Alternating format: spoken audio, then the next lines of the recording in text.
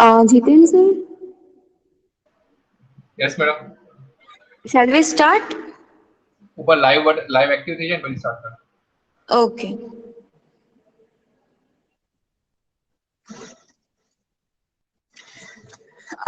Good noon to all. I am Radha Gandhi, as we believe that nothing can stop us to learn, so that we all are gathered here on virtual media. Hereby, I welcome you all principal, HODs and participants in today's session about Internet of Things. So without delay, I would like to welcome our today's speaker, Mr. Sanjay Singh, on behalf of Parul Polytechnic Institute, Parul University. To give quick intro, he is a chairperson at IEEE Delhi section, also part of Capta Infotech as a IoT expert. Capta Infotech is one of the largest IT company which work on 100 different domains like IoT, machine learning, Java, etc. Also, they have partnership with 100 plus companies like Microsoft, Oracle, Autodesk. So without delay, I would like to start our today's session. Over to you, sir.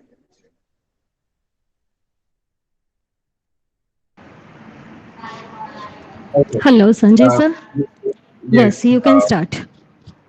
Okay. Thank you. Thank you for the introduction. Actually, I'm representing IEEE Young Professionals Affinity Group in Delhi section as chairperson. Okay. So my name is Sanjay Singh. Thanks for introducing me. And I'm in SETPA from last few years. Completed my master's from Instrumentation and Control, like you must know who's the guy. So let's start without any further ado. Let's take a deep dive into Internet of Things. And I have a little surprise for you guys as well. So I'll be showing you a demonstration at the last of this webinar that how basically the motive is that just to let you know that how easy it is to automate a light. Okay. And so I'll be showing you a user and product at last and let you know the difference between a project and product. So let's take a deep dive into Internet of Things. Okay. So the very first question is, okay, I request all of you who are connected on Facebook.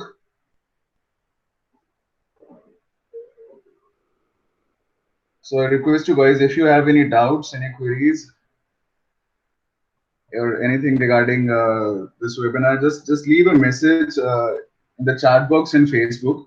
So I'm constantly looking over the chat box as well. Okay.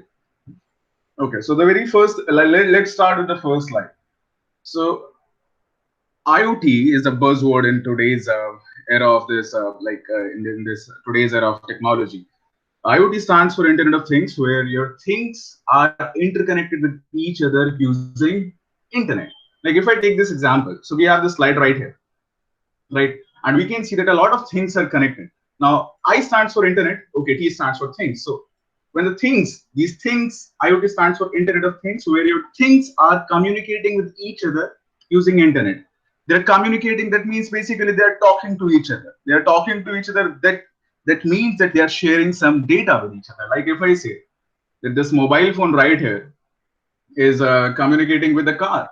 Okay, so it is sharing some data, it is sharing some information with the car. Okay, and how does it work? Now, when we say that these things are talking to each other, that doesn't mean that there has to be some direct communication between these two devices. Now, what happens is your car on the road is constantly sending the data to internet, and your mobile phone is consistently receiving this data from internet. Like if I take an example, let us say you're driving your car from your office to your home. Okay, now your car will be sending real-time data to internet. Like what kind of data? Maybe at what speed the car is being driven, or let us say uh, what is the current fuel status of your car. Like if the fuel status drops below 25%, you will be notified on your mobile phone that you need to refuel your car. So what happens here? Your car is constantly sending these parameters to internet, to the IoT platform. Now we'll take in a bit we'll discuss about what is an IoT platform. For now, it is sending the data to internet, and your mobile phone is constantly receiving the data from internet. Okay, so this is how we say that the two things are they are communicating, they are talking to each other. Or if I take another example, let us say your car is communicating with the appliances at your home. Now, I hope you guys have seen that advertisement of Lloyd AC talking about IoT products in India. Have we entered in IoT? If I talk about India, So do we have IoT devices among ourselves? Okay, so there are a lot of devices. I hope you guys have heard about Smart City Mission in India. And in Smart City Mission, 2.05 lakh crore, this much of amount has been sanctioned for Smart City Mission. And when you talk about smart cities, it is all about Internet of Things. Okay, making the city smart, automatic traffic lights. The traffic lights are connected to internet. Everything is talking to each other in some way. Okay, so if you have seen that advertisement of Lloyd AC, where Mr. Amitabh Bachchan, he was controlling the air conditioner from his mobile phone. So he could turn on or turn off the AC from his mobile phone, right? So okay, so that's an example of IoT. But what if I make it more smart? What can be done? Like if you're driving back to your home, the moment you enter in the radius of your location of your home, the AC will be turned on automatically. So this is how I can say that the car is communicating with the home appliances. So in that case, the car is sending the data. What kind of data? Maybe the location, right? So it is constantly sending the location to internet. And here on the cloud, you have defined a rule. You have created a rule. Like if the location matches to your home, it will send a message to the air conditioner. It will ask the air conditioner to be turned on. So this is how we say that the things are talking to each other in some way. So that is Internet of Things. Okay, I don't see a very good count here on Facebook. So whosoever are connected on Facebook, I hope I'm audible to you guys, right? So please type a yes if I'm audible to you guys on Facebook. If you guys are there, please type a yes. Okay, I'll be asking a lot of questions from you guys. Just waiting for your messages, then we'll start.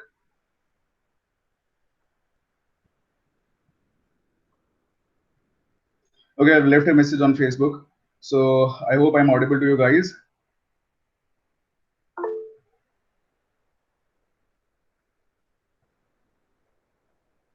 Okay, look. We can have a one-way communication. That's not a very good idea, right? So I request you guys to be interactive. Just leave your queries whatsoever in the chat box. Okay. Thank you so much. Okay. Now, so repeat this once again. So Internet of Things, where your things are communicating with each other using internet. Now, if I talk about a smart home, in your smart home, everything is talking to each other. Like your refrigerator is communicating with the washing machine. Your door is communicating with your mobile phone. Like if somebody enters the door, you will be notified. And everything in your home, your bed is communicating with you, with the mobile phone. And everything is talking to each other in some way to serve something useful, right? So that's IoT, that's Internet of the Things. Okay. Now let's move to the next slide. Whenever we talk about, like if I talk about IoT, so we'll be discussing about these three terms. The very first thing is sensor. Then there is the board that we'll be working with, and then there's cloud. Okay, so it all starts with a sensor. Let us say, if I take an example, the moment I enter in the room, so the lights will be turned on. Okay, let's talk about this pandemic now. How IoT can contribute in this pandemic. Okay, so look, it's not yet curable. Like in a way, we do not have any vaccines yet, but we are taking, all of us, we are taking precautions, right? So we're told to keep social distancing. Now, whenever we have entered in the first phase of going basically the lockdown, we have this now we have this privilege, right? So if I most of the offices, they're open now, okay, and if I talk about the malls, so there was this guideline from the government that from 8th of June the malls will be open. Also, they'll also be open. Now, whenever you go to any public place, now whenever you enter in the lift, okay, so to maintain, now if you want to go to the first floor, you need to tap on that button. How IoT can solve this problem? Simple. You can automate the things. You can automate the things. You can use a Google. You can use Google Assistant for the lift to work. So if you want to go to ground floor, you just need to say, "Hey Google, take me to ground floor." That's it. In that case, you don't need to touch any button. So IoT can contribute a lot, and it is already doing its part now. If you guys have seen, there's a video on a viral video on internet and social media. So there's a robot in Bangalore, in a mall in Bangalore, and that robot used to come at the entrance of the mall with a sanitizer, and the person can sanitize himself. So that's automatic sanitizer. Okay. So how can we implement IoT fighting this combat, this pandemic, COVID-19? Okay, and so I'll be discussing a lot of examples what you can do with Internet of Things, right? So it all starts with a sensor. Okay, so like if I move into my room, if I move into my office, and if I want the light to be turned on, so I'll just have to say, hey Google, turn on the light, or even I don't have to say anything. I can just, the moment I enter in the room, the light will be turned on automatically. So how does the system knows that I've entered in the room? Obviously, there is a sensor. So it all starts with a sensor. Now, we all of us, whosoever is connected in this webinar, I guarantee that wherever you guys are sitting, you are surrounded with a lot of sensors. In a 1 meter radius, you have a lot of you're surrounded with a lot of real sensors I'm talking about. So if I ask you, can you guys name me a few sensors that you're surrounded with? Like, and before that, what is a sensor? I'm waiting for your messages on the chat box. So we are surrounded with a lot of sensors. Like, the answer is your mobile phone, right? So what is the very first thing that you do when you take out your mobile phone? You unlock your mobile phone. There's a sensor in there, right? A biometric sensor, fingerprint sensor, and a lot of sensors like GPS, camera, and proximity sensor, magnetometer, accelerometer, gyroscope. A lot of sensors are there in your mobile phone. Like if I talk about proximity sensor, you must have observed that whenever during a call, when you bring your mobile phone near to the ear, the display turns off, right? So there's a sensor that's called the proximity sensor. So we all of us are, we are surrounded with sensors. If I talk about a room, if you would change the, if you power on your air conditioner or your television, change the volume or to change the temperature, you use a remote, right? Now, how does the remote communicate with your air conditioner or with your television? Now, there's in the remote, there's an IR sensor, right? So all of us, we are surrounded with sensors, right? And if I talk about most of the innovations or technologies that we are surrounded with, they are inspired from the real life, right? Like if I talk about sensors, they are also inspired from the real life. If I talk about an airplane, so it is inspired from a flying bird, how a bird flies, right? So coming back to sensors, they're also inspired from the real life. Like if I ask you, can you tell me any 5 such features of your face जिससे inspire होकर कोई sensor बना होगा? Any such 5 features of your face? Now, if I talk about our ears, we can relate it to mic, right? If I talk about the eyes, we can relate it to camera. We can smell things, and similarly, there are a number of gas sensors are out there. Okay, and taste sensors are being developed in Taiwan, which can a sensor can tell that if the taste of whatever dish is there, if the taste is salty, sweet, or bitter. Okay, so everything is inspired from the real life. Now, sensor. What is a sensor? It is a device that takes a measurable physical parameter and converts it into electrical quantity, right? Generally in voltage. Okay, so it all starts with the sensor. Now, then there is some board that you'll be working with. Like, if I sum up these two things, they're collectively called as embedded systems.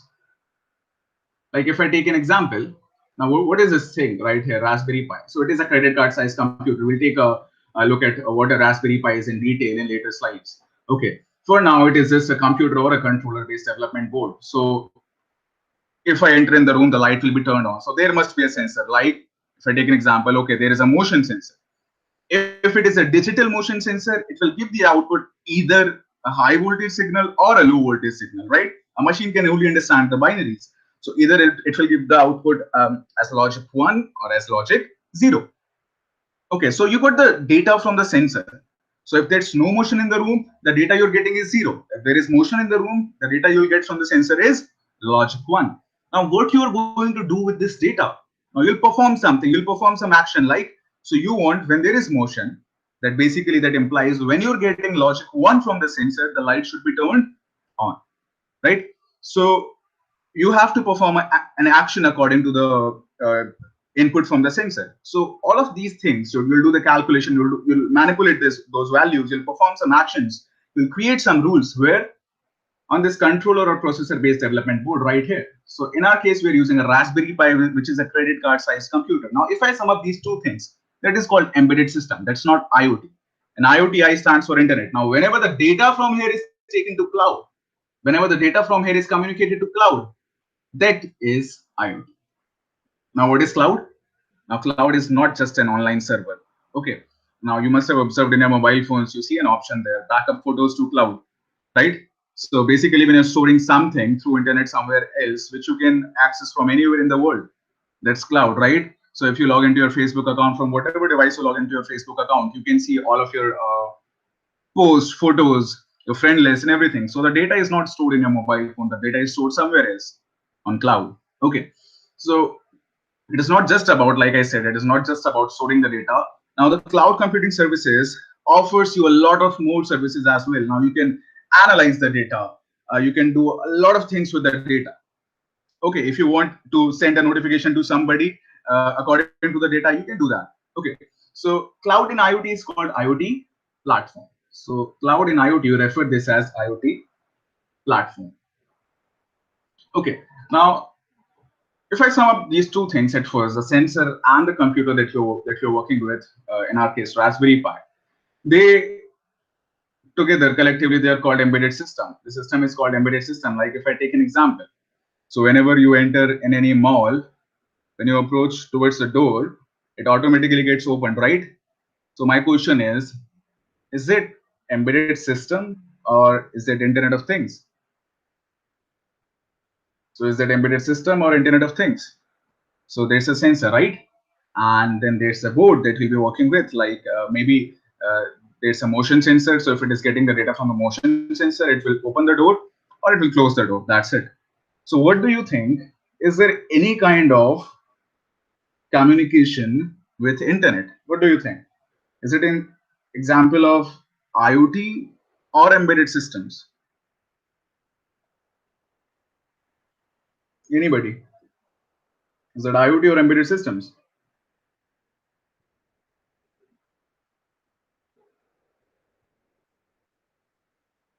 So what do you think? Is there any kind of communication with internet? No, right? So that's an example of embedded system.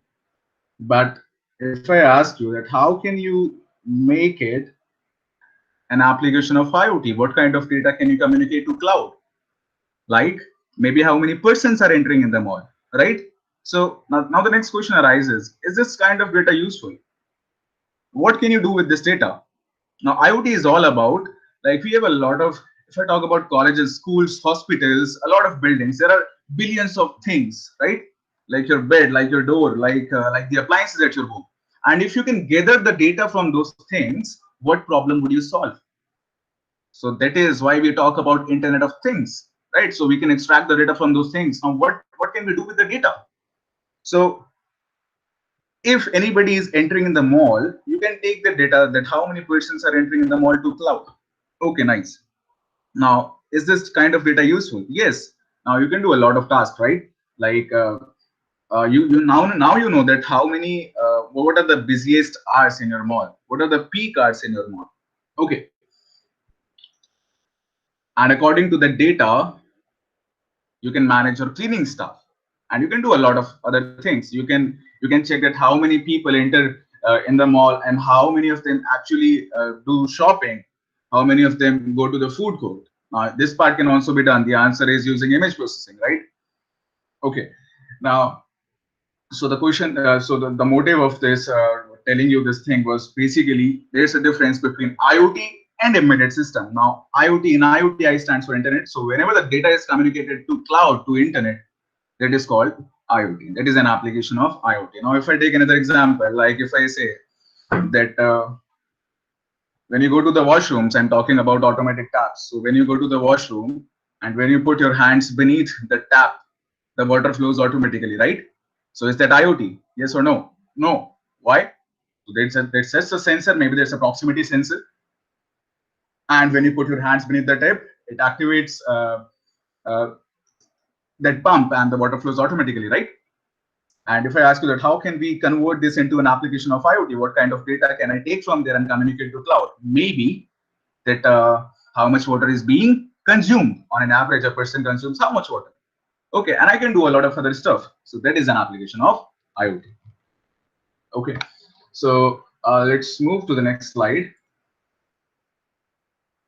Now talking about this image right here. So I hope most of you guys have seen this thing in real. Now, what is this thing? Now, before asking what exactly this is, what this thing could have been like, it could have been a motion sense. I'm sorry, a location sensor, right? It could have been a GPS. So we have a lot of animal theft in India. So it could have been a GPS. For us humans, we have smartwatches, which tells us that how many steps I've taken in a day and what is my heart rate. So it may be some a sensor which from which I can get some health parameter of this cow, right? But what exactly this is? So this is an RFID tag. Now, what does RFID stands for? RF stands for radio frequency. Okay, so we all know about RF, radio frequency. And if I talk about ID, your ID stands for identification, your ID card. ID stands for identification. So RFID stands for radio frequency identification. Now, why we are discussing about RFIDs here and what exactly are RFID tags? What is RFID technology? Now, this term IoT, if I talk about Internet of Things, it is not a technology, it is a meaningful term, right? IoT, Internet of Things. And this term was first used by a guy called Kevin Ashton in year 1999. So this term was first used in year 99 just to promote this technology RFID at that time. So just to promote RFID, he used this word in his presentation, Kevin Ashton, IoT, Internet of Things. Okay, so if I ask you that, where do we, have you guys used RFIDs before? Has anybody used RFIDs? Maybe in your colleges, in your campus, or maybe in metro, or maybe in your cars. Now, what is RFID? So I just can just to make you guys understand, like we can compare an RFID with a CD, right? With a compact disc. Like compact disc, there's some data in the compact disc, and to read that compact disc, you need a CD reader, right? You need a CD driver to read that data from the CD. Now, similarly, we have this RFID tag. So some data is there on this RFID tag. Some data is written, maybe the unique serial number. To read this RFID card, to read this RFID tag, to read the serial number of the tag, you need a RFID reader.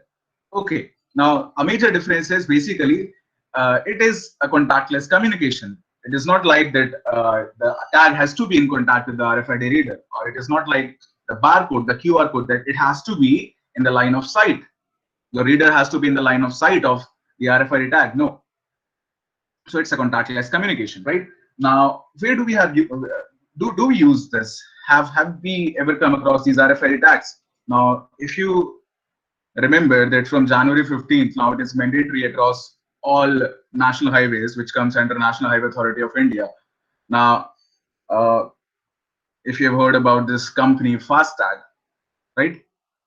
So now there used to be like if there used to be 5 cash lane and 1 smart lane, 1 FASTag lane. Now it is like from after January 15th, it is like there are 5 smart lanes and 1 cash lane. Now, how does it work?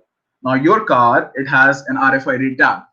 Okay, so how does it work? When your car approaches towards a toll plaza, at the toll plaza, there is an RFID reader with an antenna. Okay, so it reads your RFID tag, it reads the unique serial number of the tag. Okay, it compares in the database. Okay, so it has all the information, your registered, your registration number, your license plate number. It deducts the balance through the payment gateway, and then it opens up the barrier. So this is how we are using RFIDs nowadays. But this guy, Kevin Ashton, so he used this word, Internet of Things, to promote RFID at that time in year 1999. So why those guys were using RFID at that time? For what purpose those guys were using RFID? For inventory management. And still, nowadays also, we use RFIDs for inventory management at a large scale. Like if you must have observed, whenever we go for shopping in a store, so at the time of billing, you must have observed, since we are good human beings, we pay the bill and we keep our things. So if you must have observed, at the time of billing, the counter behind the guy behind the counter, he untucks something from your piece of shirt. If you bought a piece of shirt, he untucks something, right? So what is that thing? Even if you buy, if you buy a pair of socks, there is an RFID sticker on that pair of socks, right? So what does the guy do? Either he peels off the sticker, either he takes out that RFID tag, or he deactivates it in the system, and he marks that pair of socks as bought. So how does it work now? If you have paid the bill and if you exit that store, now you must have observed there are two columns, right? Now, if you exit that store, when you pass through between those two columns, it doesn't raise any alarm. If you have not paid the bill, so if the RFID tag is still intact with the piece of apparel, whatever you have bought, it will raise an alarm. This is how it is programmed, right? So at that time in year 1999, RFID was used for inventory management. Okay. Now, so why do we have RFID tags here? Maybe it is an identification, obviously. So it can tell the name of this guy, like Fulvati, Kalapati, or whatsoever. It can tell what was the last time this cow was fed, and a lot of other parameters. Okay. Why we have two RFID tags intact here? So it's just to make her look pretty, I guess. Okay. Now let's talk about this image. Is it worth that guys are here attending this webinar on Internet of Things? Is it worth your time? Now, if I talk about industrial revolution, now what is revolution? A change, not just a change, a big change, right? A big change, which changed the way industries used to work. Now, if we talk about industrial revolution 1, so we talk about these terms, mechanization, steam engines, right? So it totally altered the way the factories used to work, the machinery used to work in the factories. Okay. Now, if we talk about industrial revolution 2, we talk about electricity. If we talk about industrial revolution 3, we talk about the computers, right? Automation, computers. Okay. Now you can see wherever you go, everything is automized now. So they have panels, they have big panels. They just need to press a button and the machinery will start working. Okay. So in industrial revolution 3, we had computers. Now, if we talk about industrial revolution 4, there's a term there that you'll come across, that is Internet of Things. This is how big IoT is considered. Now, if I take another example with you guys, you know that if I ask you, if you can tell me 5 biggest IT giants in the world, if you can tell me that 5 biggest IT companies in the world. So let us say, who's the world's richest man? World's richest man? Anybody?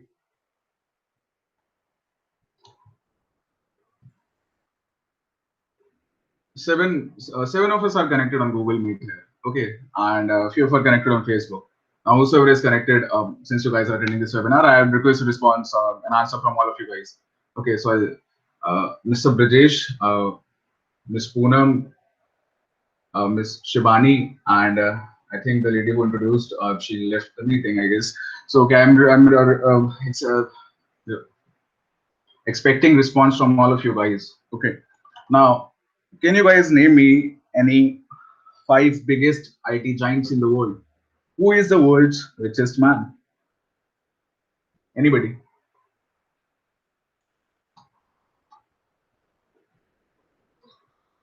Jeff, right? He's from Amazon. So Amazon is not just an e-commercial company, and Microsoft and any other company. We have Amazon, Microsoft, and IBM. And name me the company. I'll type it here. Google Cloud Platform. I'm sorry, Google. Right now, all these companies are there. They're not just like, if I talk about Amazon, it is not just an e-commercial company. Okay, if I talk about Google, it is not just about the search engine that we use. Okay, now if we talk about Amazon, guys must have heard about Amazon's AWS. AWS stands for Amazon Web Services. Similarly, if I talk about Microsoft, Azure. If I talk about IBM, Bluemix. Now, what are these? These are the cloud services. Okay. If I talk about Google, the cloud they offer, it's called GCP. That is Google Cloud Platform. Okay. Okay. So how does it related to IoT? You know that all of these companies are working into IoT. So AWS stands for Amazon Web Services. So they provide a lot of services, and one such service is IoT. AWS IoT is one of the best IoT platform in the world. You know that Paytm, PUBG, Netflix, PUBG, that mobile gaming app. So, and IRCTC, Uber. Okay, these companies are rich enough to have their own servers, but they actually rely on Amazon's AWS. Okay. And AWS IoT is one of the best IoT platforms in the world. Same goes with the Microsoft. Same goes with IBM. So IBM's IoT platform, they call it Watson. Okay, Google Cloud Platform, IoT. Google acquired one of the biggest company who manufactures smart thermostats in year 2014. So all these big companies I'm talking about, they are working into IoT. Okay, now if I share in this figure with you guys, you know that 74% of the total IT companies in the world, they stepped into IoT by the end of 2018. So can you imagine that 74% of the total companies in the world, they stepped into IoT? Why? Obviously, because they see the future in IoT. Now, if I talk about India, we have now, you can see if you've seen the advertisements in India, if I talk about IoT, most of what we have done is in home automation sector, right? So more than 60 or 70% of whatever we have done in India is in home automation. Like if you must have heard about Philips Hue, a series of smart bulbs, Syska, Wipro Smart LED, because in Indian company it works into the smart devices, Wipro Smart LED. Okay, there are a lot of other examples as well. So we have a lot of smart devices with ourselves. So if I talk about speed cameras are there on the roads now. Okay, they're installed at a number of places in Delhi NCR. There are a lot of speed cameras. So what happens if you're driving too fast above the limit on that road? So if the limit is 80 kilometers per hour, and if you're driving at 85, so what happens is there's a speed sensor above there on the road. Okay, so it detects your speed, and if the speed is more than 80, it triggers the camera. It asks the camera to capture 3 images of the car. So the camera captures the image of your car. It crops that license plate number. It extracts those figures, your license plate number, okay, and then it sends this data to RTO and issues you a challan. So that is an example of IoT, Internet of Things. Okay, so this is how big IoT is considered, and it is. Now, we've discussed about these 3 things. Sensor, okay, I will be discussing about Raspberry Pi that the board will be using. And then there's cloud. You can see I download this image from Datafair. You can see at left are all the physical parameters like motion, like temperature, light, pressure. There can be a number of such other parameters as well. Weight. Okay, so these are all the parameters from the sensors. Okay, then there is a gateway. So all of these devices are connected to a gateway, and then the data is communicated to cloud. And once it is on cloud, you can get it on your mobile phone or wherever. Okay, so if I say like, if you enter in the room, the light will be turned on, and at the same time, let us say if you're not at your home, so whenever someone enters in your room or enters your home, you will be notified on the mobile phone, right? So that is IoT. That's the most basic example of home automation. Okay, now talking about applications of IoT. You know, IoT can be implemented anywhere, literally anywhere. Obviously, it has to serve some useful purpose. There are a lot of IoT products in the market. You know that there is another term as well. And the term is called Internet of Useless Things. And what do you understand by this? Like if I say that if I connect my toothbrush with my shoe, am I going to get anything from this data? If I connect my toothbrush with my shoe, no. There are a lot of products out there in the market, literally useless products. You know, there is a smart wine bottle. So I want to discuss about that wine bottle. There is a ring in the market in UK, I guess. So there's a ring. So if you get that ring, not you, if someone gets that ring in his or her finger, now what does that ring do? So that's a smart ring. What does it do is when the person will die, the ring, so it basically senses the heart rate. Okay, so basically the pulses. Now, if the person dies, the ring will send the last secret messages to his or her beloved ones. Now, can you imagine a product that is useful when you die? Will anyone like to buy that product? No, obviously. So that's one another term as well, Internet of Useless Things. And there are literally many products out there in the market. Okay, so whatever you're going to do, whatever things we will be connecting, it has to serve something fruitful. It should solve something, right? So talking about transport, IoT is there in transport. I'll share an example how a company in India is saving crores of money every year just by implementing IoT. Okay. IoT can be implemented and it is already there in utilities and smart grids. Smart grids are there. Okay. Now we have a lot of new societies. They have smart meters in their home. Okay. Smart cities, smart city mission we have in India, right? Smart buildings. It is all about home automation. You can automate the agriculture sector using IoT, and this being done in India also. Okay. I'll share an example how we have smartwatches and a lot of things. IoT can be implemented at a lot of places. Now, if I talk about transport, now, how IoT is there in transport? So we have already discussed about fast track, right? Daljit Singh Harsh, yes, just saw your message. Shivam, okay. Now, if I talk about, have you guys heard about Zoom car? Zoom car. Anyone heard about Zoom car? Zoom car.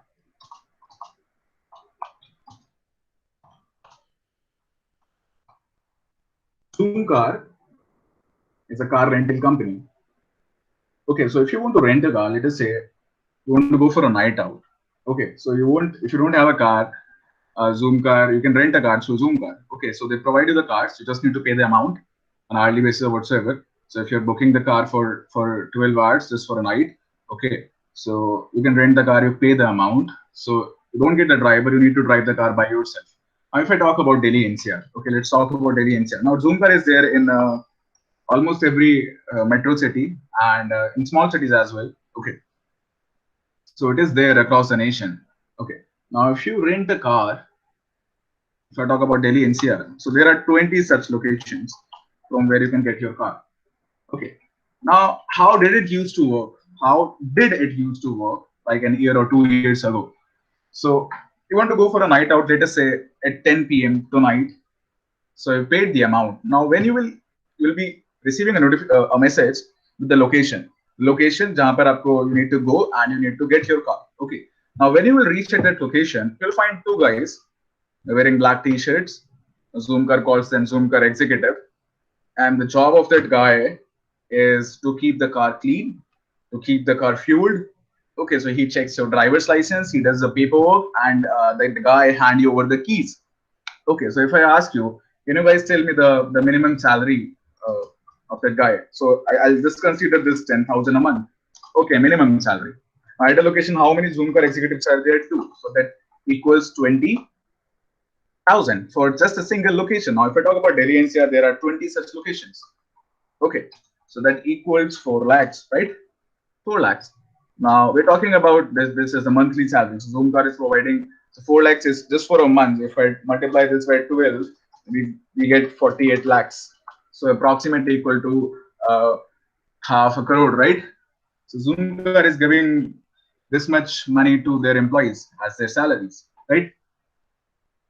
And reminding you guys, we're just talking about Delhi NCR. Zoom car is there in almost every metro city. Okay. Now they came up with a smart idea. Now they implemented IoT in their cars. How does it work now? Let us say you want to rent a car for 12 hours. The Zoom car shared the location with you. So you go to that location. Now there's nobody there. There's no Zoom car executive there to hand you over the keys to do the paperwork. Okay. Now, how does it work now? When you're standing in front of your car, maybe there's a parking lot and Zoom car share the location and the car number. So when you're standing in front of the car in the mobile phone, there's an option that says unlock your car. And when you tap on unlock the car, your car will be unlocked through internet. And you'll find the keys inside the glove box of the car. You'll find the papers inside the glove box of the car. This is how it works. Now, when you can take your car, just your car will be unlocked through internet. Hop in the car, take the keys, you can drive your car, and when you're done with the trip, just leave the car at the same spot, leave the keys inside the glove box, come out of the car, and now you'll see an option on your mobile phone that says lock the car. And when you will tap on lock the car will be locked. Okay, so this is how it works. This is how this company, just by implementing IoT, saving crores of money every year. Okay. If anybody argues with me, okay, that's not safe. What if I don't, when I'm done with the trip, what if I don't leave the keys inside the car? I take the keys with myself. Now, Zoom car came up with a lot of such good, nice features. So it has location sensor and a lot of other um, functionality as well. So if you didn't put the keys inside, and let us say you handed the keys over to somebody else, and if someone is trying to steal that car, the car will not start until and unless somebody has booked the car. A lot of other features as well. Now, if you say that most of the parking slots are in the basement, and in basements you can barely talk to somebody, right? So how will it communicate to internet? Now, Zoom car came up with another alternative. So if there's no internet connectivity, the Zoom car application, it will ask you to turn on your mobile phone's Bluetooth. The car's Bluetooth will be turned on automatically. Now you need to pair it up with the car's Bluetooth. Now, once you pair it up, now both the devices are on the same platform, right? Now you can send a message from your device to the car to get unlocked. This is how it works. Now this is the difference between a project and a product, right? On a product, you need to work on the cons. Okay. So this is how, so we just shared one example how IoT is there in transport in India. Okay. So if I talk about agriculture, I'll just share a slide with you.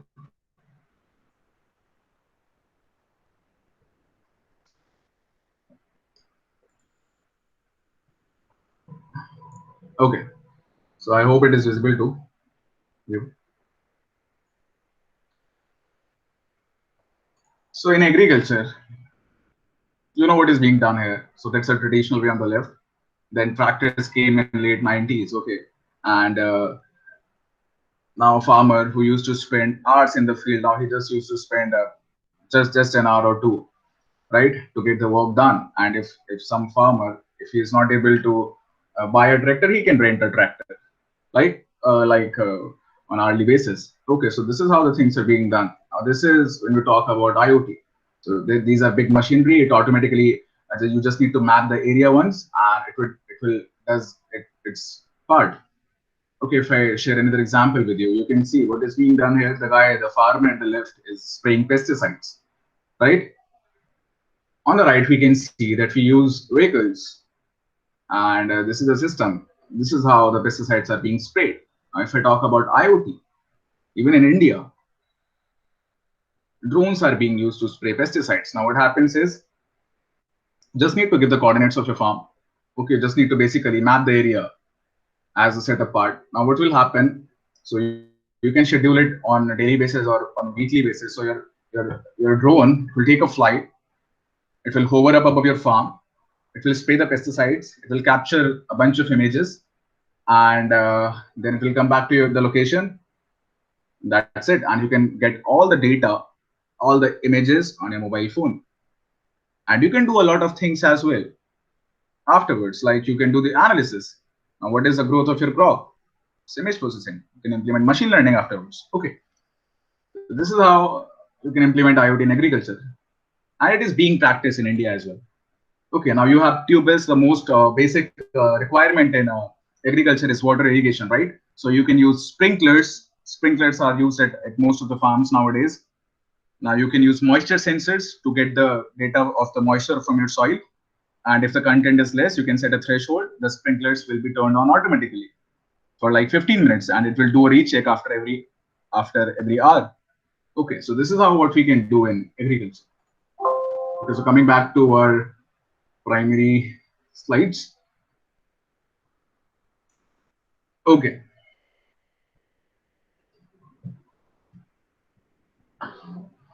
Okay, question from you.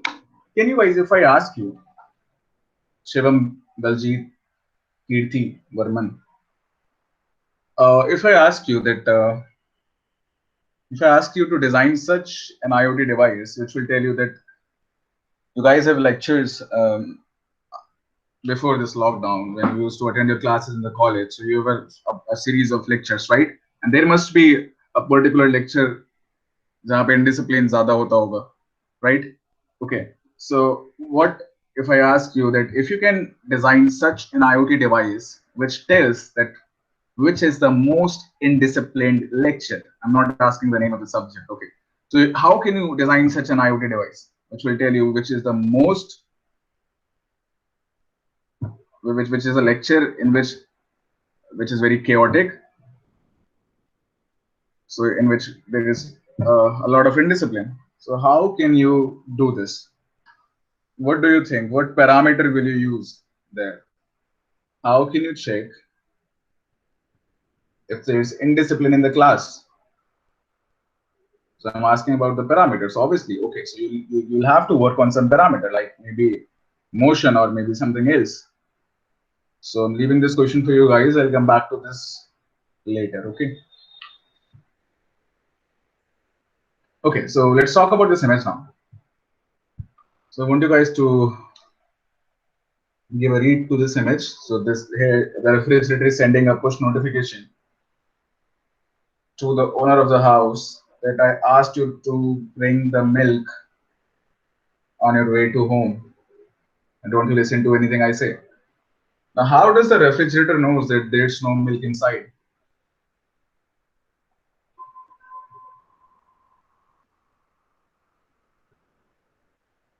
So if you're asked to perform this task, what sensor will you use? Obviously, we'll be needing a sensor, right?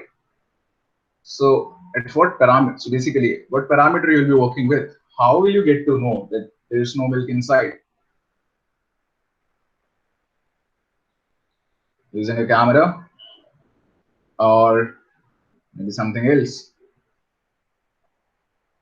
So there can be a number of such parameters, like you can use a camera, but this may not be the correct parameter, right? So what if you separate a compartment where you put the milk? Okay, so a separate compartment where you put the milk, just like there is a separate compartment for eggs. Now you can use a weight sensor there below that compartment, and you can set a threshold. You can program it like if the weight is less than 100 grams, then place the order from the push a notification to the owner of the house. Or if you want to make it more smart, you can simply say if the weight is less than 100 grams, then place the order from the preferred grocery shop. You can do this part as well. Now this is a project. Now what if you took out the milk to prepare tea? So in that case, it will place the order from the preferred grocery shop, right? So in that case, what do you need to do? Maybe you can set a timer. So just wait for 15 minutes, and even after if after 15 minutes the weight is still less than 100 grams, then you can place the order from the preferred grocery shop. Now, what if you forgot to put the milk back in the fridge? Now you can at last you can send a confirmation message to the owner, basically asking for approval. Do you want to place the order? Yes or no? That's it. Right. So this is the difference between a project and the product. If you talk about a product, you need to work on the cons. Okay. Now coming back to the next slide. I'm coming next to the next slide. So there's a sensor. First thing is a sensor. It all starts with a sensor. Then there is something where you will perform some actions according to the input from the sensors, right? Now, if we talk about Arduino, if we talk about Internet of Things, now the basically most popular boards that are being used is if you talk about embedded system, those are Arduino and Raspberry Pi. Now, what is the difference between these two boards? Okay, so it is an Arduino Uno. So there's a family of Arduino. There are a lot of boards. Okay, so the one that we are discussing here is Arduino Uno. Okay. Now you can see, now what is this board? So it is a controller based development board. So this thing that you see right here. Okay, so this is the controller. Like if I say, if your Arduino is the car, okay, so this controller is basically, it is the engine of the car. Okay, so your basic task is to program this controller. Okay, so I was taking an example that if someone enters in your room, the light will be turned on. Okay, so you got a motion sensor. You're getting the data from the motion sensor. So you connected the sensor to these pins. Okay, so if the sensor is a digital sensor, it will give out the values either 0 or 1. Now you can perform an action. Maybe at some other pin, maybe at pin number 7. What have you connected? You have connected the lights. So you just program it like if the data at pin number, let us say this is pin number 1. So you just program it like if the data at pin number 1 from the sensor is logic 1, then you need to turn on the lights. Then you need to give logic 1 at pin number 7. Okay, now what is a controller? Arduino is a controller-based development board. What is a controller? Raspberry Pi is a processor-based development board, a prototyping board. What's a processor? Now, what is the main difference between a controller and a processor? Now, this is a question, a very basic question which is asked in the very first year, in basic electronics. Okay. Now, the difference between a controller and a processor is, if I talk about this controller, in controller, look, there are a number of differences. Like a controller is programmed to perform a specific task, whereas in a processor, you can do multitasking, right? Now, if I talk about this controller right here, in this controller, there is a central processing unit, plus there is some RAM, plus there is some storage capacity. And all these three things, they are embedded on a single IC. Okay, so a controller is also called a mini computer in itself. So in a controller, all these three things, they are embedded on a single IC. Okay, on a single circuit. So that is a controller, which is also called a mini computer in itself. Now, if I talk about a processor, let's come to Raspberry Pi. So if you talk about this Raspberry Pi, which is actually a credit card sized computer, it can do everything that your laptop can do, right? Like you have 4 USB ports right here. On the right hand side, you can see there are 4 USB ports, and you can use these ports to connect peripherals like a keyboard, mouse, external hard disk, or other things. Okay. Now we have this Ethernet port right here for wired connectivity, an Ethernet port. Okay. Now this is an HDMI port to connect it to a display. Okay. You can give your Raspberry Pi power through this micro USB cable, the same you use to charge your mobile phone, right? So you have this micro USB port, you have this 3.5 mm jack, that's audio video port. Okay.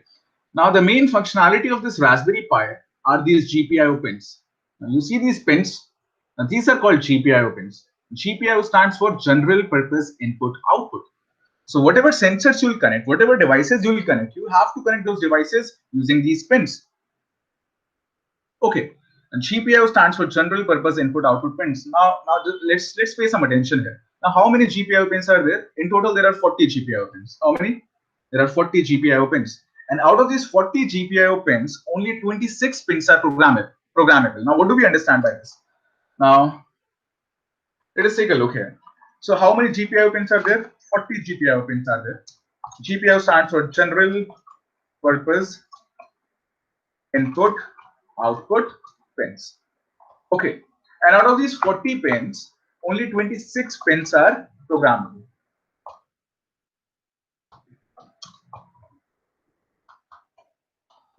Now we all know that a machine can only understand binaries. It can only understand 0 or 1, zeros and ones, right? Now these GPIO pins, they operate at 3.3 volts. These GPIO pins, they operate at 3.3 volts. Okay, so I'll take an example now. So if I show you the pin out of this, these GPIO pins, so it looks something like this. Okay. Shivam Rajput, a very smart answer. By opening the fridge, you can know milk is not there or not. We're talking about the smart devices, right? Okay. So let's talk about the GPIO pin out. So I'll share an example with you. Let us say there is a light bulb. Okay. And we know that the Raspberry Pi's GPIO pin, they operate at 3.3 volt. 26 pins are programmable. Okay. So what if the operating characteristic of this LED is 3.3 volts? And if I connect this LED, the cathode with the ground, here I can choose any ground. And if I connect the anode with the 3.3 volts, okay. Now, what do you think? This LED will glow, right? Yes, simple. This LED will glow. It will start glowing. Okay, since the operating characteristic of this LED is 3.3 volts. Okay, that's fine. So the question is, can I program this pin? Can I program this 3.3 volt pin? Yes or no? No, simply I cannot program this pin because I'll always get 3.3 volt from this pin. So if I want, I cannot take 0 volts from this pin. Okay. Can I program this 5 volt pin? No. Can I program this 5 volt pin? No. Can I program the ground pins? No, I cannot program these pins. Okay, so these pins are labeled as 5 volts, 3.3 volts, or ground. So I can only take 3.3 volts, whatever is there written on those pins. So what if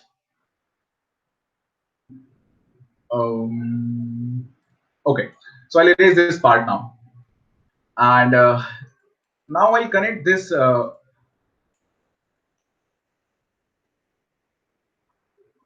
LED not at 3.3 volt pin, but at any GPIO pin. Let us say if I connect this LED at GPIO 40. Okay. So if I connect this LED at GPIO 40, now the cathode is connected to the ground. Okay, easy. And the anode is connected to GPIO 14. Okay. So the question is same. So will the LED glow? Yes or no? Now it depends. Now it depends at how you program it. So if you program GPIO 14, if you give it logic high, so this pin will now actually reach 3.3 volts and this LED will glow. If you program your GPIO 14, if you give it logic 0, this pin will read 0 volts and this LED will not glow. So I hope now you know that when we talk about programmable pins, now there are 26 programmable pins starting from GPIO 2. So these pins are labeled like this. They're labeled from GPIO 2 to GPIO 27. Okay, so there are 26 pins in total which you can program. Okay, programming a pin simply means you can give it logic high or logic low. And logic high means here that the pin will read 3.3 volts. Logic low means the pin will read 0 volts. Okay, so this is what you understand by programming a pin, right? So that's the main functionality of a Raspberry Pi. So whenever you talk about programming a hardware, so if I was taking an example, whenever you enter in the mall, the door automatically gets open, right? So like if I say that we are using a Raspberry Pi there, so how does it work? Now there is a motion sensor. Okay, so there may be a digital motion sensor. So when the motion is there, when the motion is detected, the sensor is also connected to some of these pins. Okay, let us say this is a sensor. S stands for sensor. So when there is a motion, GPIO2, it will get logic high, and you can simply program it like, and let us say the door, basically the motors are connected to GPIO 6. The motors are connected to GPIO 6. Now you just need to program like, if you get logic high from GPIO 2, you need to activate these motors. You need to give logic 1, whatever, according to whatever motor driver you're using. So you need to activate your motors. Okay, so that's it. Now this is embedded system. Keep in mind. So whenever we talk about an application of Internet of Things, it has to communicate some data to internet, right? So we are automating this slide. Okay, I can use Python as a programming language to do this task, to do the programming part. Okay, but what if I can control the same LED through internet? What if I can control this LED from anywhere in the world? Okay, so now that's an example of IoT. I'll show you a demonstration. I'll show you that how can I program this LED. So I'll turn on my camera. I'll show you how can we automate this LED. I'll also show you how can we automate this LED using a Google Assistant. How can I use my voice to control this LED? Okay. Now let's move to the next slide. So there are a number of compatible programming languages. You can use Python to program your Raspberry Pi. You can use Java, Micro Edition. You can use Node-RED. You can use C. So you'll be working with Python, easiest language with a great functionality. Okay. Now, the last part I want to discuss about API. Now, this is an old image. Excuse me for this. The guy is not into Trivago anymore. He's moved into Paytm. Okay. The name of the guy is Abhinav Kumar, and I hope all of you are aware of this phrase, oftenly referred as Trivago guy, right? So why we are discussing this here? Now, API stands for Application Programming Interface. Okay, API stands for Application Programming or Program Application Programming Interface. Now, what is an API and why we are discussing this here? So I just want to ask you a question. Now, whenever you search any hotel,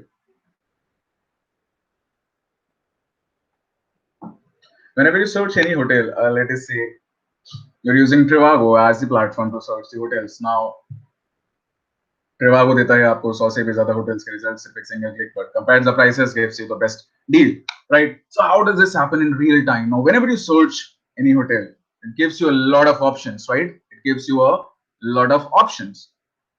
So is it like all the hotels which are being listed by Trivago are actually owned by Trivago? Yes or no? No, right? Those hotels are not owned by Trivago. So how does this work in real time? So if I ask you, let me know if it's a vacant room. I want to visit Gujarat, okay, for 2 days. And if I ask you, please let me know about any hotel if there is a vacant room, a double occupancy room in your location. So what you will do, you'll contact to that hotel. Traditionally, you'll contact to that hotel, you will ask him, and then you'll let me know. You'll revert to me, right? But now, how does this happen in real time? So APIs are being used. Now, what is an API? So API acts as an intermediate between two softwares. So how does this work? I'll let you know. Now, let us say this is Trivago.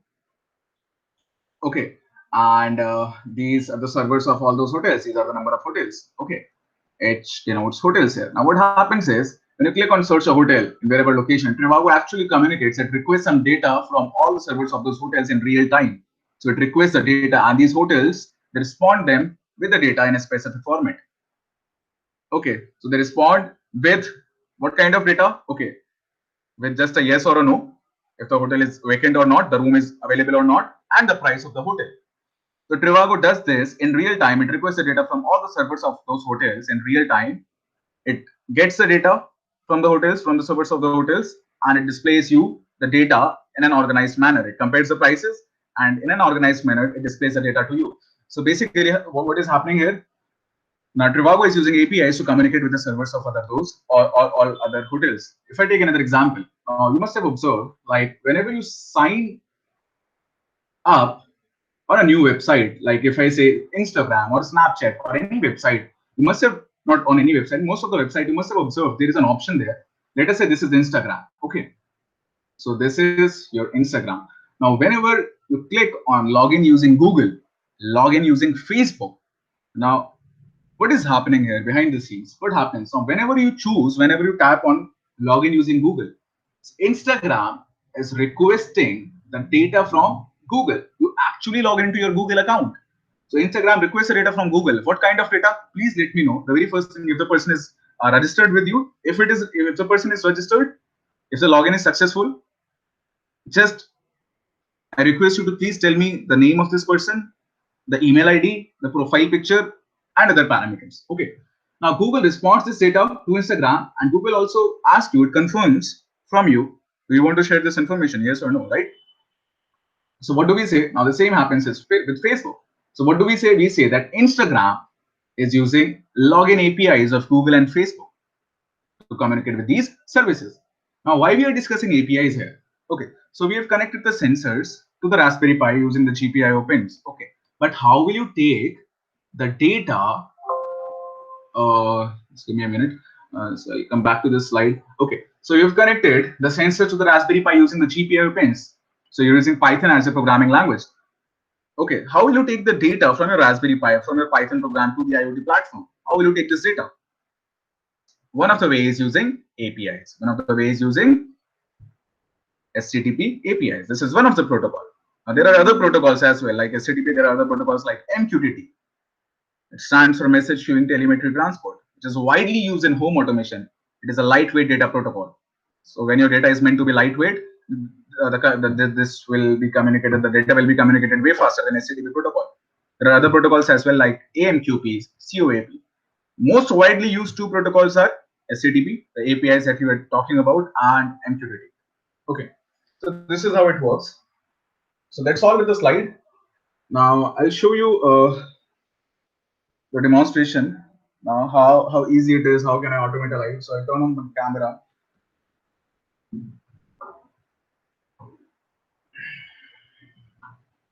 Okay, so if you guys have some questions, and I'll show you a live demo as well. Like I said in starting, how have I implemented IoT in my room, in my home. Okay. So if you have any doubts, you can type it in the chat box, Facebook. Be happy to help.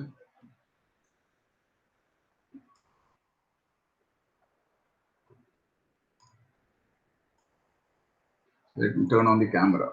Okay. So what we are going to do, I'll just show you how easy it is to automate a light. So connect my Raspberry Pi. Before that, I'll just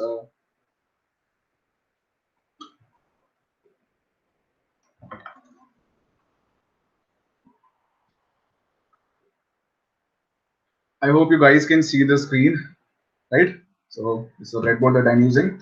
and I'm using this Raspberry Pi. So I just power this Raspberry Pi board, and then we'll be automating this LED. Okay, so I automate this LED, and then later on I'll show you how can we automate the appliances, a 220-volt appliance at our homes. Okay, so I'll just connect my Raspberry Pi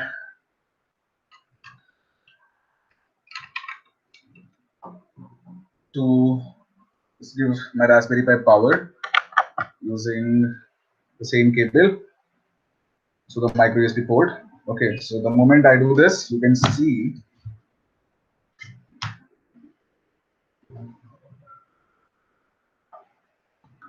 okay, so you can see there are two LEDs here. A red LED called the power LED and a green LED that is called the action LED. Okay. So the green LED is flickering. That means, okay, so the Raspberry Pi board is able to read the operating system and it works fine. Okay. So the hard disk of this Raspberry Pi is this micro SD card that you see right here. The operating system that we are using in this Raspberry Pi board is Raspberry Pi OS. It is based on Debian Linux. It was previously it was called Raspbian. Now it is called Raspberry Pi OS. Okay. So I log into this operating system. I do not have any display. Basically, I'm not connecting any display with my Raspberry Pi. So I'll remotely connect to this Raspberry Pi's operating system. Okay, so this Raspberry Pi is automatically connected to my Wi-Fi network. So it is allocated an IP, and I will try to connect to this Raspberry Pi. So I'm using this protocol, a network protocol SSH, to communicate with this Raspberry Pi. So the IP allocated, I've given this a static IP, that is this IP. Whenever a device is on a network, it is allocated an IP address, right? Since it is on a private network, it is allocated a private IP.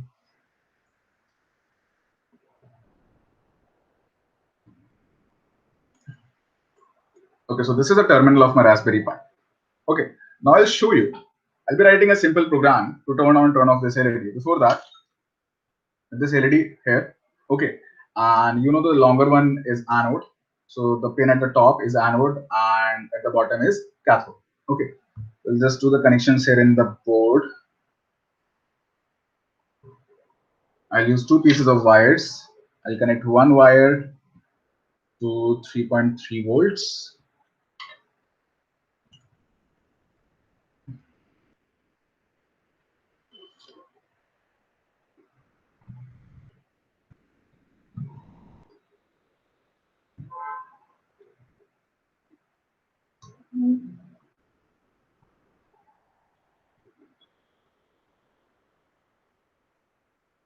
Okay, I hope my screen is visible to you guys. Just give me a moment. I think the wires are faulty. I'll just replace the wires. Just give me a moment.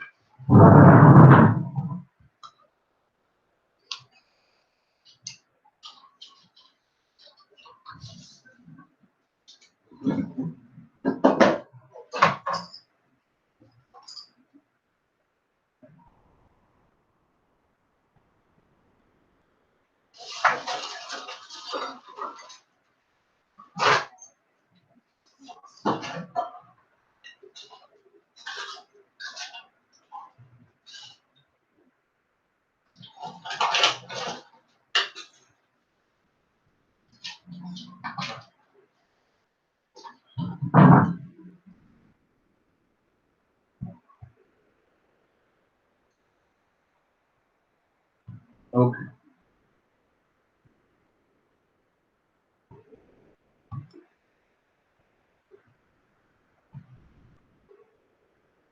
Look, so I hope you can see the screen. So I've simply connected this LED across 3.3 volts. I'll show you a diagram how I've connected this LED.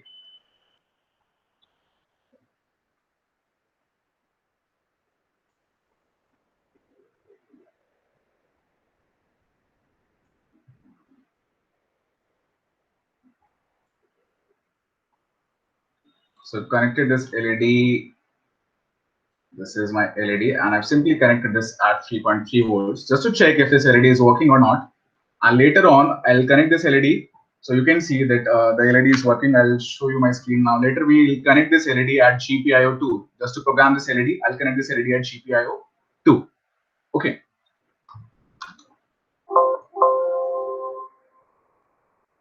So this is how it looks. You can see the LED is glowing, right?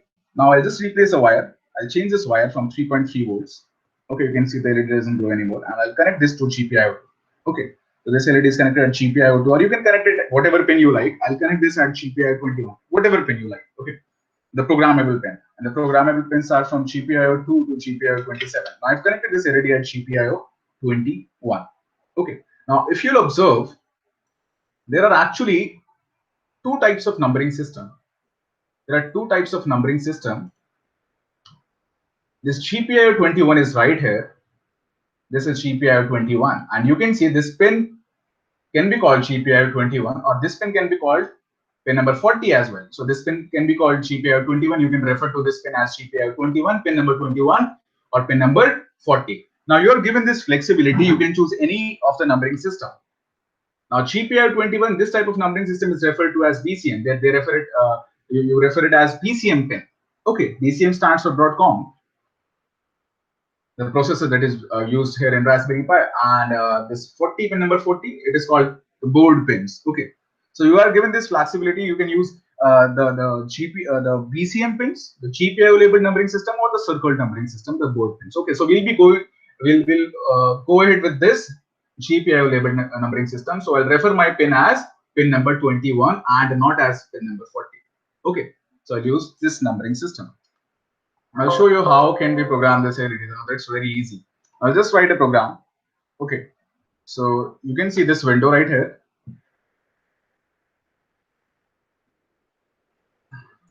So this window right here on the right, this is the terminal of the Raspberry Pi operating system. Okay, I'll show you how can I automate this light. I'll simply write a program. Just like we have a notepad in our Windows, a text editor, a notepad in Windows. Similarly, we have an editor called Nano here in Raspberry Pi. So I'll just name it sudo nano. I'll name this file. I'll say gled.py. You can name it whatever you like. So the name is gled.py. Now we are using Python to program a Raspberry Pi. Okay. We're using Python to program a Raspberry Pi, and your Python has no idea what you're talking about. Now, when you say that you need to program GPIO21, Python has no idea what you're talking about. Python doesn't know what is a GPIO pin. Okay, so we'll be importing a library here, which basically develops an understanding between the Python program and the GPIO pin. So whenever you're going to program a GPIO pin, you have to import this library if you're working in Python.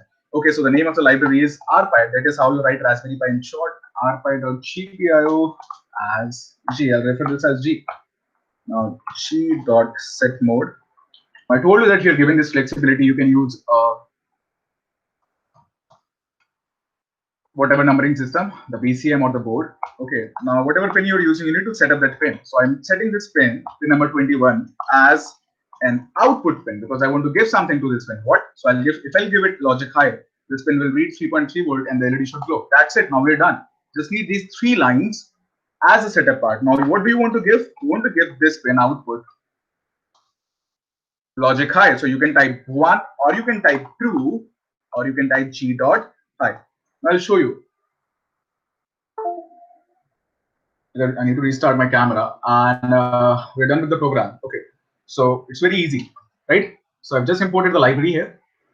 Okay, like I told you, we have this flexibility. I can use a BCM numbering system or the board numbering system, and then you need to set up the pin. I'm using pin number 21. I have set up this pin as an output pin.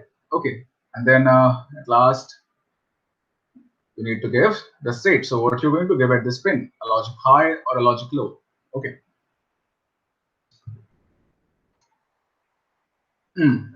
Okay, so I just need, you can see, so the LED is not glowing anymore. So I'll just save this file, Control plus S to save this file. I'll exit this file, Control plus X. Now I'll execute this file in Python. So I'll simply type Python, name of the file. So the name of the file is gled.py. Now you can see the moment I'll hit enter, this LED should glow. That's it, right? Easy. Okay, so the moment I hit enter, this LED is glowing now. Now, what if, can anybody tell me if I want to turn off this LED, what do I need to do?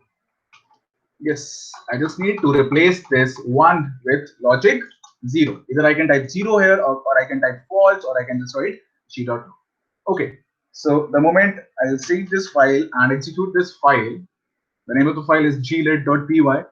So if I type python space glit.py, you should see the moment I hit enter, this LED will be turned off. Now, this is how easy it is to automate this light. That's it.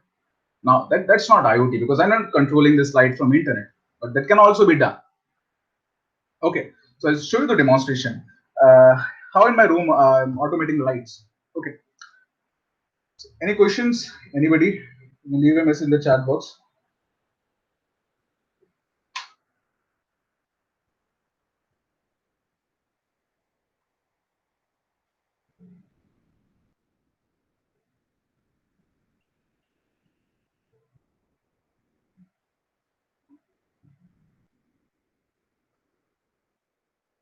Okay, now I'll show you that how can we automate the appliances. Let's show you the demonstration. How can I automate the appliances in my home, in my room? Okay. Now look.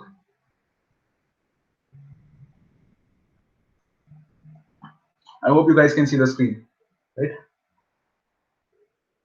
I can turn off this light using an application. Okay, I didn't create the application. There are existing IoT platforms out there. I'm using a protocol, MQTT protocol to do this. So basically, when you want to work with these things, you want to automate a light, you want an application to do this task. It's not like you have to create the application. There are many existing IoT platforms out there. You can use those existing IoT platforms. Okay. Now, if I want to turn on this LED, I just need to say turn on the light. That's it. Okay. So I can use application, but I use Google Assistant so that you can hear the response as well. Okay. So I'll just say, hey Google, volume 10,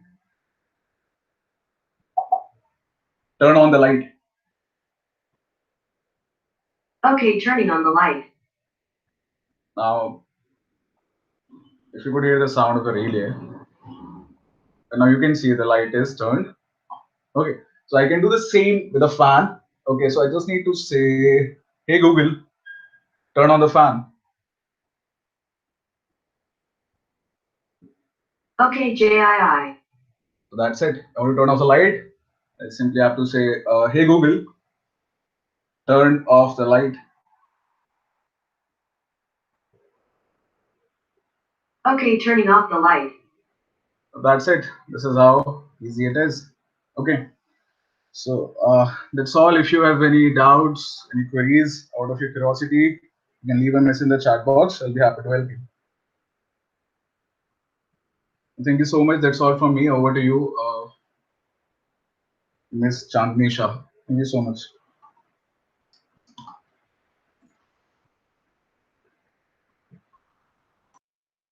Hello.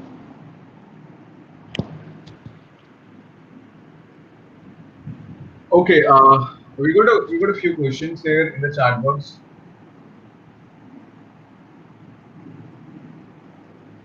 How do we use IoT in education? Okay. Anirudh, nice question. How can you leverage IoT in education? Leverage IoT and education. How do we use? Achha, okay, this is the question. So how can you use IoT in education? So let us say you're sitting in a classroom. So I request you to please turn off your microphone. Ms. Chandni, if you can turn off your microphone. Thank you. Using IoT in education. So let us say I'm taking your class. Okay, so we're in a hall. Now I ask you guys, how can you do? How can you automate the things? Now there are already at a number of places. There are smart boards. Smart boards are being used at a number of places, right? Smart boards. Now what if you think that whatever you write on the board, so the board will capture a screenshot and it will send all those whatever has been written on the board. It will send all those images onto your email ID on a regular basis. Or if there is a portal of your college, you'll be shared with all the things. Now, there's a smart board. Now, if you're learning something, let us say you're learning a concept in Python. Let us say you're learning object-oriented programming language. What is object-oriented? What are classes and object? So on your board, whenever you type classes and object, when you just say, hey, just find out this, what is this for me? You just need to say this. Now your board will display all the related information on the corner. You can do a lot of different tasks as well. So this is how what you can do in IoT. You can talk about smart boards. Okay, now just to save electricity, there are a number of chairs in the classroom. You have lights up above you, right? On the ceiling, there are a number of lights, the LEDs. Now, just to save, consume the electricity, what you can do is, if the chair is occupied, then only the light will be turned on, else not. Okay, so now in that case, on the chairs, you have pressure sensors, right? So if there is some weight on the chair, it will send the command and the light up above you, it will be turned on. Now, like in car, we have already sensors. Now, whenever you're driving a car, on the non-driving seat, there are sensors. There are sensors. Now, if the person is sitting there and if the person has not put on the seat belt, you will hear a beep sound. Okay, so there are sensors actually below that seat. Similarly, you can do this in the classroom, in the chairs. Okay, so if all the chairs are vacant, all the lights will be turned off. So this is what you can do. Okay. Okay, thank you so much. Over to you, Ms. Chandni Shah.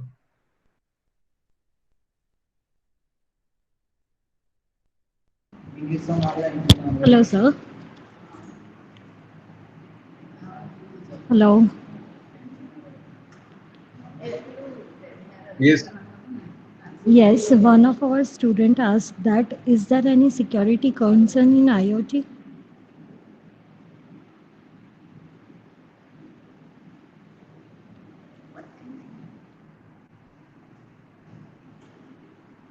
Hello.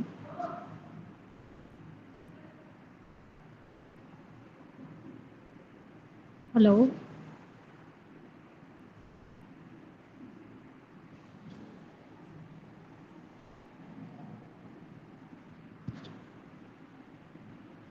Hello, Sanjay sir. I am audible to you. Yes, I'm audible. Yeah, I'm sorry, you are audible. Okay. Got the question. Okay. Yes, I got the question. Security. Yeah, security question in IoT. Okay. So that's the most nice question. Security concerns in IoT. Now, when you talk about IoT devices, a number of things are connected with each other wirelessly or through wires. Now, basically, when you are communicating with your mobile, with your lights, with your appliances, okay, they're all connected wirelessly, and there are major security issues there. When you talk about wireless connections, obviously it is prone to such security breaches, right? Now, there was a recent news as well, like there's a smart camera from Xiaomi. So a person had a smart camera installed in his home, and he just opened his mobile phone's application, that Xiaomi smartphone application, and he was able to see the feed of some other smart camera in someone else's home. So that was in the news, and there are many such examples. So obviously, yes, it is prone to such kind of risk when you talk about IoT, when a number of things are interconnected with each other. Now, at the same time, if you talk about, like, let us say you want to turn on a light.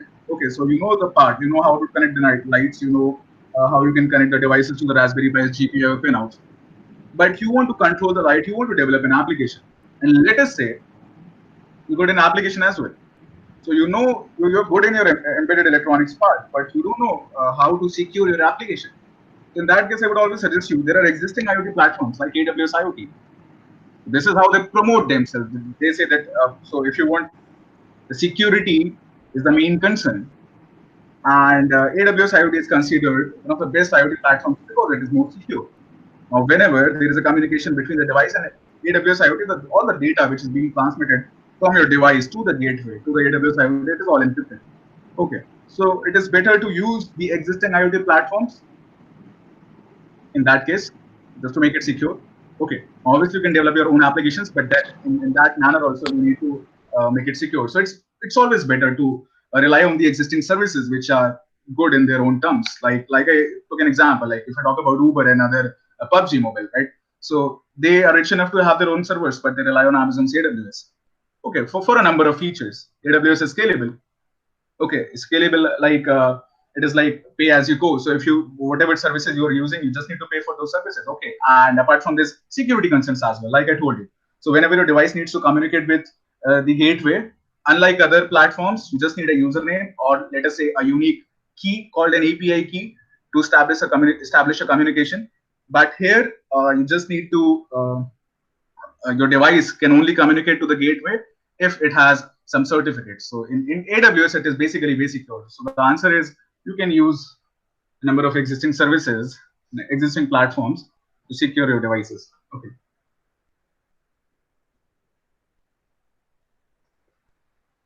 So that's it. One of our student, whether he asked about the protocols in IoT. Now, what are the protocols in IoT? Talking about IoT protocols, now look, there are a number of protocols. Like if I say, when your device communicates with the gateway, okay, so you talk about transport protocols. Like if I say how my Raspberry Pi is connected to the network, it is connected to using Wi-Fi, through Wi-Fi. That is a transport protocol. It could have been connected, like if I have a smart light at my home, it could have been connected through Wi-Fi or through any other protocol like Zigbee, like Z-Wave. These. Uh, yes. Sir, You say something? yes, please just turn on your camera and stop sharing, screen sharing. I've already read this in the chat box. I doubt I cannot. My camera, I think it's broken. So let's give it a try. Okay. Coming back to your question, protocol. So how your device is connected? You want to control your light bulb. So it may be connected through Bluetooth, to BLE, Bluetooth Low Energy, through Wi-Fi. There are other protocols as well. Okay, so these falls under transport protocol. Now comes your communication protocols. How if you connect like if I say if you want to connect an RFID module with your Raspberry Pi. So what protocols do you follow? Like you connect your mobile phone to your laptop. How? You can use share it. Okay. Or you can use just a data cable to share the data. Now it is following some protocol that is called USB protocol. Now, what if you want to connect your Raspberry Pi with an RFID module or with an accelerometer? You follow some protocol, right? Whenever you're connecting some other module through wires. So those protocols are like, if I talk about Raspberry Pi, there are three protocols. UART, it stands for Universal Asynchronous Receiver Transmitter. Okay. And SPI, Serial Peripheral Interface, and I2C at last. Okay, so these protocols fall under communication protocols. And finally, when you communicate the data from your device to the IoT platforms, you talk about data protocols like HTTP, MQTT, CoAP, AMQP, and number of other protocols. Okay, so these are all about the protocols. Okay. Okay, sir. One last question. As I want to know that how the internet address affect on the development and implementation of the IoT. How the internet? Can you please repeat the question? I want to know that how internet address affect on the development and implementation of the IoT. Internet address affect. Uh, yes, affect on the development of IoT. So internet address. So I didn't get this point. I didn't get the question. How does internet address? What kind of address? Are you talking about IP addresses? So that question is actually incomplete. How does internet address affect the development of IoT? IoT is all about internet, right? So whenever a device is there connected to internet, it is allocated an IP. That is the primary way how a device connects, right?